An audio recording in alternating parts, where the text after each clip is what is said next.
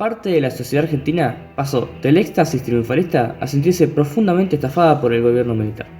Al comienzo de la guerra, el gobierno militar logró crear una ilusión de que la sociedad estaba unida para derrotar a un enemigo histórico, el usurpador británico que ocupaba las islas desde 1833. En ese contexto, el país entero se organizó en múltiples actos de apoyo. Se recaudaron víveres, donaciones en dinero, abrigos para los soldados, joyas, autos, oro y hasta departamentos para cooperar con el Fondo Patriótico Malvinas Argentinas, creado por decreto del gobierno militar.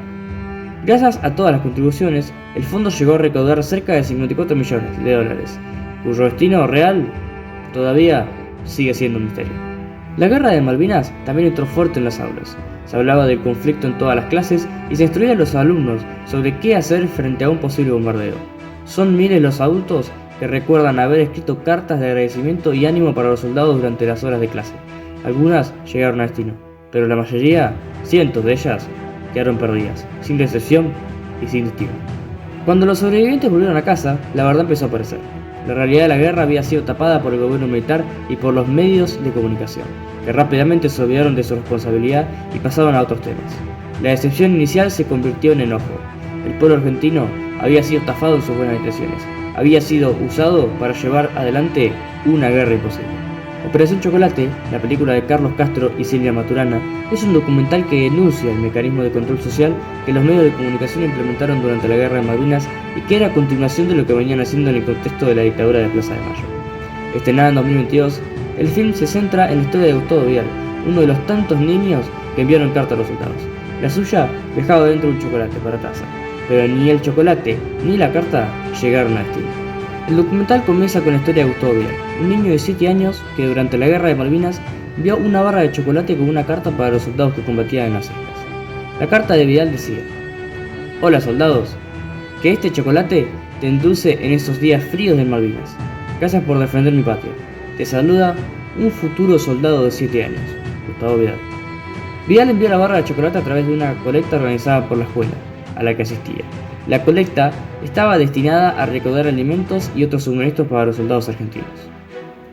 Sin embargo, meses después el chocolate fue vendido en un supermercado de Comodoro Rivadavia. Una niña llamada Vanessa lo compró y descubrió la carta de Vidal. Vanessa se puso en contacto con la escuela de Vidal y denunció la estafa. La escuela a su vez denunció a las autoridades. En 2017, el periodista Santiago García descubrió la historia de Vidal a través de un artículo de la revista Gente, de 1982. García, quien había trabajado como corresponsal de Guerra de Malvinas, se interesó por la historia y decidió investigarla. García entrevistó a Vidal, a Vanessa y a otros testigos, reconstruyendo así la historia de la donación que nunca llegó a destino.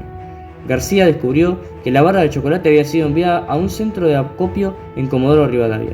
Sin embargo, el centro de acopio estaba mal administrado y los alimentos y otros suministros que se recaudaban no llegaban a los soldados.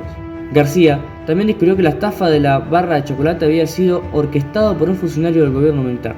El funcionario había vendido el chocolate para obtener ganancias personales. El documental también aborda el rol de los medios de comunicación en la Guerra de Malvinas. Este demuestra cómo los medios de comunicación controlados por el gobierno militar manipulaban la información sobre el conflicto ocultando la realidad de la guerra y la falta de apoyo a los soldados. Por ejemplo, el documental muestra cómo los medios difundieron imágenes de soldados argentinos victoriosos, ocultando las imágenes de los soldados muertos y heridos.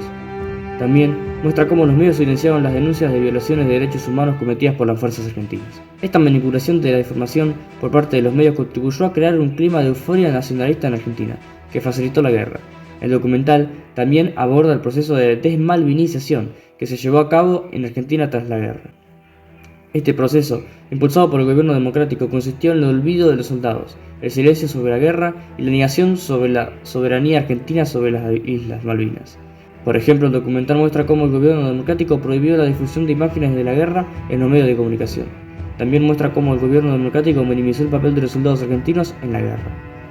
Este proceso de desmalvinización contribuyó a ocultar la verdad sobre la guerra y a silenciar el dolor de los soldados y sus familias.